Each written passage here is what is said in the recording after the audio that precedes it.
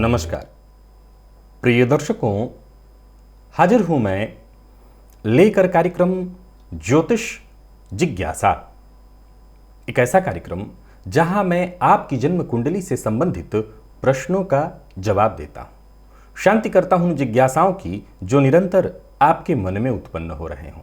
तो चलिए बिना विलंब किए कार्यक्रम प्रारंभ करते हैं। सबसे पहली जिज्ञासा ध्रुवित राठौर की है। इन्होंने पूछा है, अगर लग्नेश और राशिश मित्र ना हो तो महादशाओं का असर कैसा रहेगा?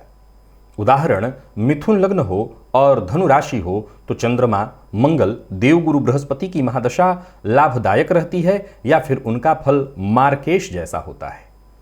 निर्भर करता है। पहला एक सामान्य तथ्य और तर्क तो है जो मैं सदैव अपने कार्यक्रमों में बताया करता हूं कि यदि लग्नेश की विरोधी दशाएं चले तो जन्म कुंडली चाहे कितनी भी मजबूत क्यों न हो, महादशाओं के श्रेष्ठ प्रभाव न मिल पाने के कारण मजबूत जन्म कुंडली का भी प्रभाव जातक नहीं ले पाता। एक उदाहरण से समझें तो जैसे आपने उदाहरण दिया मिथुन लग्न। अब मिथुन लग्न की कुंडली में यदि क्रम से देखा जाए तो शनि की दशा, बुध की दशा, शुक्र की दशा, केतु शुक्र इत्यादि ग्रहों की दशा, ये लगातार क्रम से आए तो जी सीधी सी बात है कि जातक के जीवन काल का एक बड़ा समय उसकी जन्म कुंडली से संबंधित, लग्नेश से संबंधित या लग्नेश के मित्र ग्रहों की दशाओं के रूप में होगा, जो जातक के लिए अत्यंत श्रेष्ठ होगा। अब आपने जो प्रश्न पूछा है कि लग्नेश और राशिश मित्र न हो, हाँ, अब लग्नेश और राशिश मित्र न हो तो आप ये पहले देखिए कि जन्म कुंडली और चंद्र कुंडली अगर लग्नेश राशि से मित्र ना हो तब दोनों में कौन ज्यादा बली है। अगर जन्म कुंडली बहुत बली है और उसकी एंटी दशाएं चल रही हैं, यानी उसके विरोधी ग्रहों की दशाएं चल रही हैं, तो निसंदेह जातक के जीवन में संघर्ष बना रहेगा। यदि चंद्र कुंडली बली है, जैसा कि आपने उदाहरण दिया, अगर मान लिया जाए आपने धनु राशि बताई, अब आपकी जन्म कुंडली के अध्ययन से पता चलता है कि जन्म कुंडली से कहीं ज्यादा आपकी चंद्र कुंडली बली है, तो आपने चंद्रमा, मंगल, देव, गुरु की जो दशा का जिक्र किया है वो निसंदेह श्रेष्ठ और आपके लिए लाभप्रद होगा।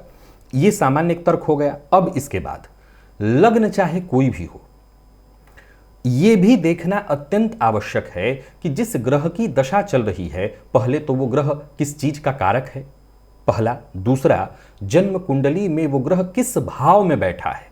भाव से भी ग्रह के प्रभाव में अंतर आ जाता है। एक उदाहरण से देखिए कि यही मिथुन लग्न की कुंडली है जहां आपने गुरु की दशा को खराब कहा, लेकिन यही गुरु यदि भाग्य भाव में बैठे हो तो भाग्य के कारक हैं, फलतः उनकी दशा से कोई विशेष कष्ट नहीं दिखाई पड़ता।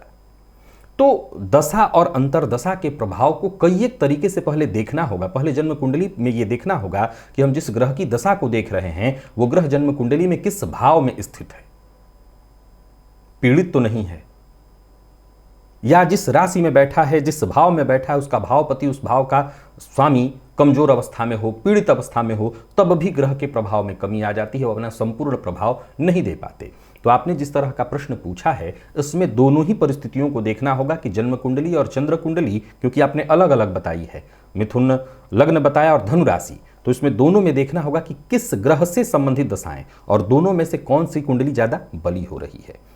विनय पांडे जी हैं, इन्होंने पूछा है कि लग्न धनु, कुंभ राशि, शतभिखा नक्षत्र, सूर्य मंगल बुध दूसरे घर में, अष्टम में वक्री गुरु, तीसरे घर में चंद्र केतु, नवें घर में शनि राहु, शनि वक्री और शनि सिंह राशि में, क्या सूर्य धन स्थान में रहने पर पैतृक संपत्ति नहीं मिलती या बर्बाद हो जाती है?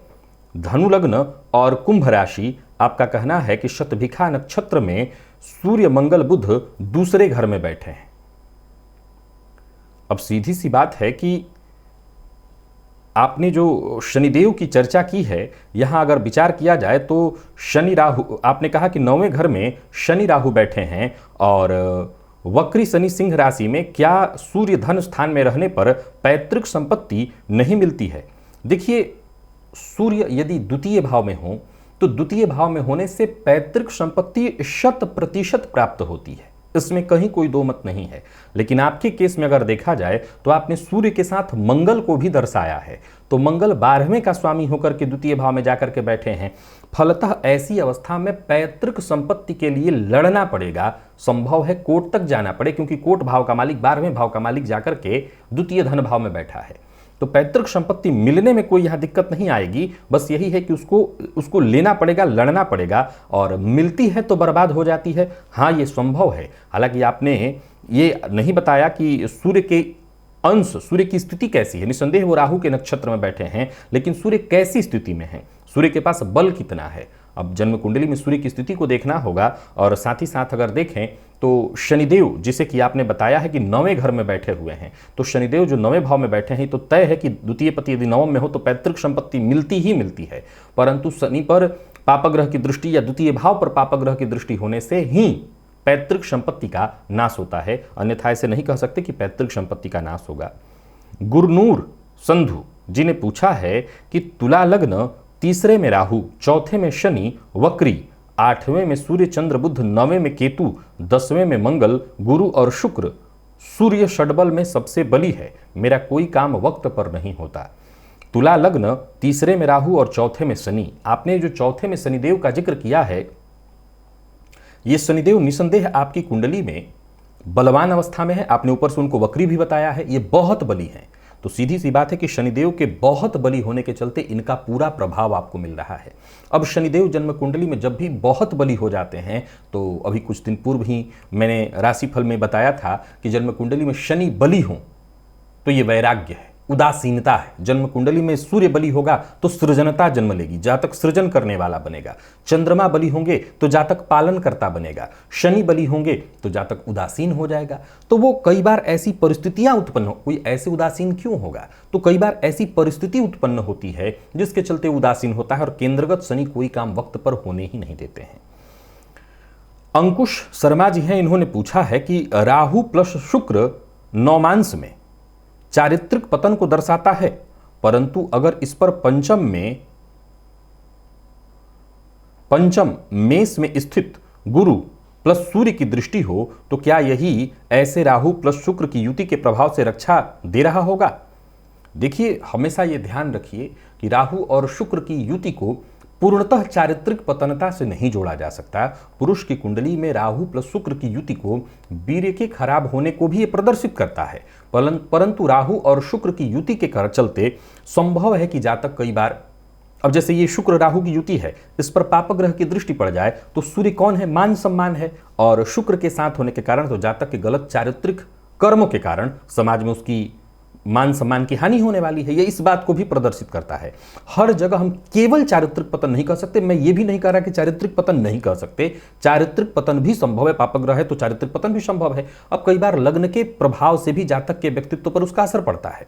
तो यहां जो आप कह रहे हैं कि गुरु की दृष्टि पड़ रही है, तो निसंदेह गुरु की दृष्टि से जन्म कुंडली में बनने वाले दुर्योगों का बहुत हद तक समापन हो जाता है या उसमें कमी आ जाती है। जैसे अब चारित्रिक पतन की बात हुई तो गुरु सूर्य की युति होने के चलते शिक्षक योग बना, और गुरु सूर्य की सम्मिलित दृष्टि यानी गुरु की दृष्टि से सूर्य की सम्मिलित दृष्टि उस पर पड़ रही है, तो बहुत हद तक जातक खुद को रोकने का प्रयत्न करेगा, जातक अपने चरित्र पर अंकुश लगाने का प्रयत्न करेगा। ऋषि कासबेकर ने पूछा है कि कन्या लग्न में राहु 26 डिग्री में है तथा मिथुन राशि में चंद्रमा युवावस्था में है और चतुर्थ भाव में बुध उच्च के बृहस्पति के साथ बैठे हैं, किंतु बुध वृद्ध अवस्था में है, अतः मैंने फिलहाल पन्ना रत्न धारण किया है। क्या यह ठीक है या मैं लग्न या राशि में बैठे ग्रहों का विचार कर रत्न धारण करूं? कन्या लग्न में राहु 26 डिग्री तथा मिथुन राशि में चंद्रमा युवावस्था में और चतुर्थ भाव में बुध उच्च के बृहस्पति के साथ। उच्च के बृहस्पति कन्या लग्न में, कन्या तुला वृश्चिक धनु, अच्छा स्वगृही आपने उच्च उसको लिखा, ठीक है कोई बात नहीं, स्वगृही गुरु के साथ बैठे हुए हैं, ठीक है आपने पन्ना धारण किया हुआ है। वैसे उचित हो कि जन्म कुंडली में बाकी की ग्रह स्थितियों को देखकर आप शुक्र के रत्न पर एक बार विचार करें। मिथुन लग्न की कुंडली हो, कन्या लग्न की कुंडली हो, तो यहां सर्वाधिक योग कारक ग्रह शुक्र को माना गया है। अगर शुक्र का रत्न धारण किया जाए, मैं ये नहीं कह रहा कि बुध का रत्न धारण नहीं किया जा सकता, लेकिन मैं ये कह रहा हूं कि बुध के रत्न से भी ज्यादा बेहतर फायदा इस लग्न के लिए शुक्र का रत्न होता है। तो आप अगर शुक्र का रत्न धारण करें तो वो कहीं ज्यादा बेहतर स्थिति का होगा। आर के छिपा, इन्होंने प्रश्न पूछा है कि धनु लग्न की कुंडली में लग्न में मंगल, गुरु तीसरे भाव में, राहु पंचम में, सूर्य और बुध सप्तम में, शुक्र अष्टम में, चंद्रमा दशम में, केतु एकादश में, शनि 12वें में, क्या मुझे भूमि खरीद बिक्री से संबंधित कार्य करना चाहिए? धनु लग्न और लग्न में ही आपने मंगल की चर्चा की है, सो 100% आप जमीन से संबंधित कार्य कर सकते हैं, पर यह देखना होगा कि मंगल कितना बली है। ये तो आपने बता दिया कि लग्न में बैठे हैं, तो लग्न में बैठने के कारण तो मंगल बली हुआ, पर कितना बली?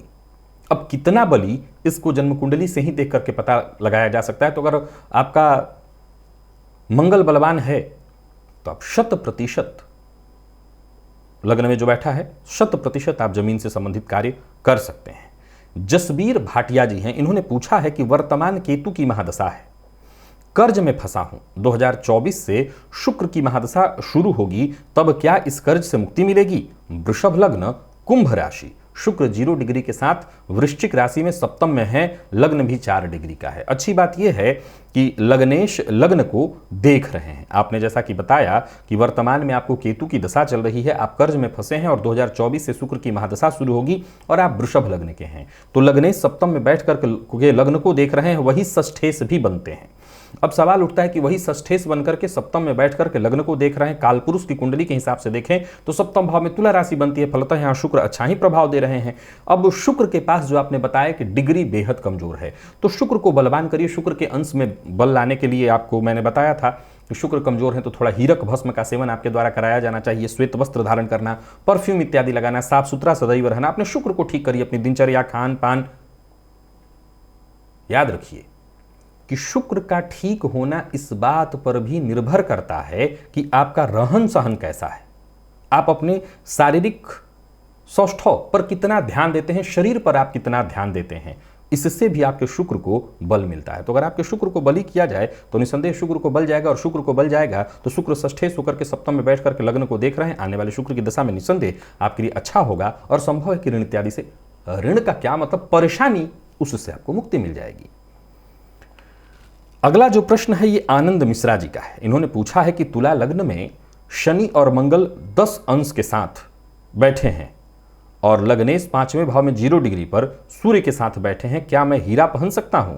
तुला लग्न में शनि और मंगल 10 अंक के साथ बैठे हैं और लग्नेश 5वें भाव में 0 डिग्री पर सूर्य के साथ बैठे हैं। बिल्कुल आप हीरा पहनना चाहें तो पहन सकते हैं। वैसे तुला लग्न की कुंडली के सर्वाधिक योग कारक ग्रह शनिदेव होते हैं, जो कि मकर राशि में स्वगृही होकर के बैठे हैं। अगर आप चाहें तो शनि और मंगल आपस में अगर युद्ध अवस्था में न हो, यानी डिग्री वाइज दोनों बिल्कुल एक ही अंश पर न हो, तो आप शनि का रत्न धारण कर लीजिए और आजीवन शनि का रत्न भी पहन सकते हैं। शनि के रत्न से चीजें जीवन काल में विलंबित होंगी। याद रखिएगा कि रत्नों को धारण करते समय सदैव मैं लोगों को भी बताया करता हूं, जब भी मैं लोगों से मिलता हूं, उनसे बातचीत करता हूं, तो जब भी मैं किसी रत्न की चर्चा करता हूं तो उस रत्न के फायदे और नुकसान दोनों की बातें मैं बताता हूं। भाई ये पहनेंगे तो इससे ये फायदा है और ये नुकसान भी है।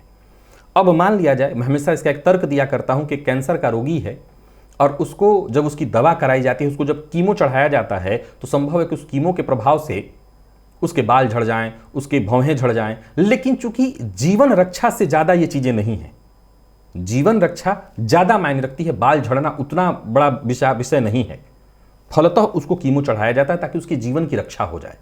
बाल बाद में भी देखा जा सकता है। वैसे ही अगर किसी के रत्न के धारण करने से आपको बहुत फायदा मिल रहा है, जैसे भाग्य का प्रतिशत बहुत बढ़ जा रहा है और मामूली कुछ परेशानी जैसे व्यय अधिक हो जा रहा है, तो चलिए भाई, जीवन में भाग्य बढ़ेगा तो आय भी होगी, सफलता भी मिलेगा, संभव है कुछ व्यय भी हो, तो उस अवस्था में रत्न धारण कराया जाए। अब यहाँ शनि के रत्न धारण से आपको निसंदेह फायदा मिलेगा, क्योंकि तुला लग्न की कुंडली के सर्वाधिक योग कारक हैं। परंतु शनि के रत्न धारण करने से आपके कार्यों में विलंब की स्थिति भी उत्पन्न होगी, और मंगल के साथ चूंकि शनि यहाँ पर बैठे हुए हैं, संभव है कि जब भी केंद्र में कोई ग्रह होता है तो उसका सीधा प्रभाव लग्न को जाता है, तो संभव है आपके स्वभाव में जल्दबाजी वाला जो स्वभाव है वो आए और शनि कोई काम वक्त पर न होने दे, थोड़ा चिड़चिड़ापन बढ़ेगा, बेचैनी बढ़ेगी। पर इसके बावजूद भी मैं शनि के रत्न के पक्ष में ज्यादा हूं, पर मैं ये नहीं कह रहा कि आप शुक्र का रत्न नहीं पहन सकते। आकाश शर्मा जी हैं, इन्होंने पूछा है वृषभ लग्न में केतु चंद्र, मंगल दूसरे घर में, पंचम में गुरु, 10वें भाव में शनि बुध और एकादश में सूर्य शुक्र अस्त हैं, शादी कब होगी और नाना ने जमीन दी थी। आगे संबंधियों ने मामला कोर्ट में पहुंचा दिया, क्या जीत होगी? मेरे घर में मैं बड़ा हूं, जिम्मेदारी है। वृषभ लग्न केतु चंद्र, वृषभ लग्न में केतु और चंद्रमा बैठे हैं तो विवाह का योग तो आपके लिए वर्तमान समय में भी जारी है।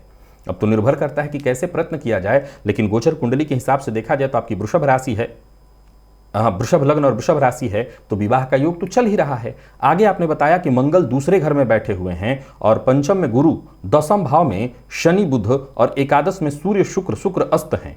अब देखिए, देखा जाए तो एक बात आपको बता देता हूं कि केतु से नाना का विचार होता है तो पहले केतु की स्थिति को देखिए अपनी जन्म कुंडली में। अब आगे आपको मैं बताता हूं।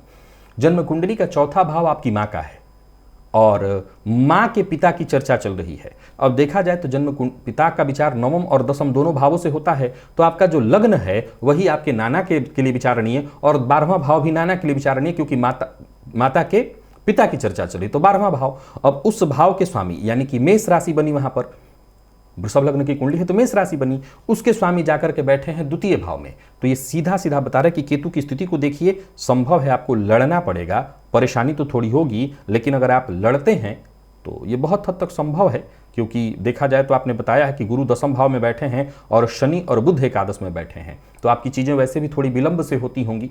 जीवन काल में सब चीज आपका विलंबित ही है, क्योंकि शनि लग्न एकादशस्थ होकर के चंद्रमा को और लग्न दोनों को देख रहे हैं। चीजों का विलंबित होना, मानसिक अशांति का जीवन काल में होना, ये तो आपके साथ लगा ही रहने वाला है। लेकिन फिर भी मैं कहूंगा कि फाइट करिए, लड़िए, निसंदेह आपको आपकी जो संपत्ति है मिलेगी। अविनाश कुमार जी हैं, इन्होंने पूछा है मिथुन लग्न में अष्टम में उच्च के मंगल के साथ केतु की युति तथा उस पर एकादश भाव से शनि की दृष्टि राशि परिवर्तन योग है या घातक दुर्घटना योग? निसंदेह राशि परिवर्तन से थोड़ी कमी आ जाए, लेकिन ये दुर्घटना योग है। केतु और मंगल की युति पर शनि की दृष्टि का पड़ना ये दुर्घटना योग ही माना जाएगा। ऐसे जातकों को हिंसक पशु जैसे कुत्ता इत्यादि, एक और कार्यक्रम में मैंने बताया था कि ऐसी स्थिति में प्रायः मधुमक्खी इत्यादि का काटना या पाइल्स वगैरह की शिकायत, पाइल्स का ऑपरेशन होना जिसमें कोई ना कोई परेशानी यानी गुप्त रोग का होना, गुप्त रोग के ऑपरेशन की संभावना, ये कुल मिलाकर के स्वास्थ्य पर असर डालने की बात को कह रहा है। तो बहुत सचेत और सावधान रहना होगा। आप ये जरूर कह सकते हैं कि परिवर्तन होने से बहुत हद तक कमी आएगी, लेकिन समाप्त हो जाएगी परेशानी, ऐसा नहीं होगा। परमजीत सिंह जी हैं, इन्होंने पूछा है कन्या लग्न सिंह राशि, चंद्र 24 डिग्री के साथ चलित में कन्या का फल मिल रहा है, मुझे राशिफल कौन सा देखना चाहिए? मैं हमेशा बताया करता हूं कि चंद्रमा जिस राशि में जन्मांक में दिख रहे हैं वो कह रहा है फल दे रहे हैं। जिस राशि में बैठे हैं उसी का आप प्रभाव देखिए, चंद्र कुंडली के हिसाब से भी उसी को देखिए, इसमें कहीं कोई दो मत नहीं। अनिरुद्ध दीक्षित जी हैं, इन्होंने पूछा है कि कर्क लग्न की कुंडली के चतुर्थ भाव में शुक्र एवं मंगल दसम भाव में हो तो क्या यह षडाष्टक योग होगा? कर्क लग्न की कुंडली के चतुर्थ भाव में शुक्र एवं मंगल दसम में हो, निसंदेह ये षडाष्टक योग है। मैंने लेकिन बताया हुआ था ये दोनों ग्रह अपने ही अच्छे घर से, जैसे शुक्र की स्थिति को देखें तो चतुर्थ भाव में बैठे शुक्र लाभ भाव से अपने षडाष्टक योग बना रहे हैं और मंगल इधर पंचम भाव से षडाष्टक योग बना रहे हैं। निसंदेह ये षडाष्टक योग है, लेकिन ये श्रेष्ठ फल प्रदायक है। मैंने इससे पूर्व एक कार्यक्रम में ये भी बता रखा था कि ये षडाष्टक योग है लेकिन राजयोग के समान फल प्रदायक है। तो ये षडाष्टक योग है लेकिन अच्छा फल देने वाला है, खराब नहीं। देवीदास ढोले जी हैं, इन्होंने पूछा है कि सिंह लग्न की कुंडली में मंगल नीच के हैं तथा मंगल नीच वर्गोत्तम ब्रह्म लोकांश में है और चंद्र भाग्य भाव में है, चंद्र भाव वर्गोत्तम है, तो क्या अशुभ फल देंगे? देखिए बड़ा ध्यान से सुनिए, यदि कोई ग्रह 8 वर्गों में एक ही राशि में हो तो इसे ब्रह्म लोकांश में कहा जाता है। अब गौर करिए कि 8 वर्गों में नीच राशि में है। अब हम सिंह लग्न की कुंडली को देख रहे हैं, सिंह लग्न में मंगल कारक है, मंगल है पापग्रह। नीच का होना, और मंगल कौन है तो पुरुषार्थ है, नीच का होना यानी जातक के स्वभाव में ये न केन प्रकारेण सफलता पाने की चाहत का होना। अब ये मंगल चूंकि ब्रह्मलोकांश में है, फलतः अगर देखा जाए तो ऐसे जातक को पुरुषार्थी तो ये बनाएगा ही, पाने के लिए, कुछ भी पाने के लिए, यानी जातक के हर किसी के जीवन में कोई ना कोई चाह होती है, हम सभी चाहों से भरे पड़े हैं, तो ये चाहत को पूरी करने के लिए ऐसा जातक कह सकते हैं कि किसी हद तक चला जाए, कुछ भी करे, यानी कह सकते हैं कि ऐसे जातक की अपनी महत्वाकांक्षा पूरी करने में वो कोई कोर कसर नहीं छोड़ेगा, कोई कमी नहीं छोड़ेगा, उससे जो बन पाए वो करेगा। तो ये उसी बात की सूचना है। ब्रह्मलोकांश में ऐसा मंगल निसंदेह अच्छा है और भाग्य भावगत चंद्रमा की जो आपने बात की वर्गोत्तमी, वो तो है ही ठीक, इसमें कहीं कोई संशय नहीं। अनिरुद्ध, अच्छा हो गया, नैतिक कुमार जी, इन्होंने पूछा है कि धनु लग्न और प्रथम स्थान में मंगल और शुक्र दूसरे भाव में बुध, तीसरे भाव में सूर्य, छठे भाव में शनि और राहु, अष्टम भाव में गुरु, 12वें में चंद्रमा और केतु। मेरे पढ़ाई में समस्या आ रहा है और धन भी नहीं आ रहा, व्यवसाय करें या जॉब। धनु लग्न और प्रथम स्थान में मंगल और शुक्र, अर्थात आपने कहा चंद्रमा 12वें मतलब वृश्चिक राशि। पढ़ाई में मन कहां से लगेगा, मन तो कहीं और लगा हुआ है। लग्न में ही मंगल और शुक्र बैठे हैं। धनु लग्न में ऊर्जा बहुत ज्यादा होती है। अब वो ऊर्जा लग्नगत मंगल और शुक्र के कारण कहीं और लगा होगा मन। ऊपर से चंद्रमा जो है नीच राशि में बैठा है केतु के साथ। तो पहले तो अपने मन पर नियंत्रण लाइए, मन को गलत दिशा में जाने से रोकिए। गलत विचार, गलत ख्याल, इस पर नियंत्रण लाइए, तब न जाकर के पढ़ाई में मन लगेगा। विद्यार्थी का जो जीवन होता है वो निस्संदेह बहुत त्याग का जीवन होता है और उसमें मामूली भटकाव भी शिक्षा पर बहुत बुरा और बड़ा असर डाल देता है। तो ये जो आपने पॉइंट रखा है इसका प्रबल कारण बना हुआ है। और ऊपर से भी वृश्चिक राशि आपकी है तो चंद्रमा वैसे ही मानसिक अशांति और परेशानी। ऊपर से आपने बताया कि शनि आपकी कुंडली में राहु के साथ, शनि और राहु छठे भाव में बैठे हुए और इनकी दृष्टि सीधी बात है कि 12वें भाव का चंद्रमा पर पड़ रही है। तो चंद्रमा यानी मन, तो पढ़ाई तो खैर असंभव ही सा दिखाई पड़ रहा है। हनुमान जी की आराधना करिए, शिव जी के ऊपर दूध या जल चढ़ाइए। दीपक कुमार जी ने पूछा है कि कन्या लग्न में शुक्र बुध चंद्र छठवें भाव में, शनि तीसरे भाव में, मंगल 9वें भाव में, सूर्य राहु गुरु 7वें भाव में, गुरु अस्त, शनि 7.5 है अभी, नौमांश में सूर्य नीच और मंगल उच्च। शनि में राहु का अंतर चल रहा है। मार्च 2023 में गुरु का अंतर आएगा। 2 साल से काम नहीं, कर्ज हो गया, भीख मांगने की स्थिति चल रही है। बस हनुमान जी की शरण में जाइए। आपने जो सारे पॉइंट मुझे बताए हैं इसमें सबसे पहले तो 7.5 एक बहुत बड़ा कारण बना हुआ है। दूसरा आपने मुझे बताया कि सूर्य नौमांश में नीच के हैं, तो सूर्य का नौमांश में नीच का होना जन्मांक में चाहे कैसी भी स्थिति में हो नीच के समान ही फल दे रहे हैं। अब सूर्य का नीच होना कहीं ना कहीं जातक के आत्मविश्वास को कमजोर कर देता है। ऊपर से आपने बताया है कि कन्या लग्न और लग्ने षष्ठ भाव में बैठे हैं, तो षष्ठ भाव में बैठे हैं तो ये भी आप जानते हैं ये अवयोग है। अवयोग होने के कारण जातक को जीवन काल में जीविकोपार्जन के लिए लगातार ये संघर्ष कराने वाला है। तो ये जितनी भी परिस्थितियां आपने बताई हैं ये सब के सब कहीं ना कहीं संघर्षमय स्थिति को प्रदर्शित कर रहे हैं। बस इसमें एक ही रास्ता है, भगवान की शरण में जाना, भगवान की आराधना करना। हनुमान जी की शरण में जाइए, हनुमान जी की आराधना करिए, यही एकमात्र रास्ता है। हनुमान जी की ही आराधना आपको लाभ करने वाली है। साथ ही साथ एक काम करिए, बटुक भैरव स्तोत्र सतनाम स्तोत्र का पाठ या श्रवण, और हो सके तो बटुक भैरव के मंदिर में या भैरव जी के मंदिर में जाकर के उनका दर्शन पूजन करिए। इससे भी आपको बहुत हद तक राहत मिलेगी और परेशानियों से आप बरी हो सकेंगे। प्रिय दर्शकों, आज इतने ही प्रश्नों को लेकर के मैं आप सबके सम्मुख कार्यक्रम ज्योतिष जिज्ञासा में हाजिर हुआ था। आज के लिए बस इतना ही, इजाजत दीजिए, पुनः मुलाकात होगी। तब तक के लिए नमस्कार।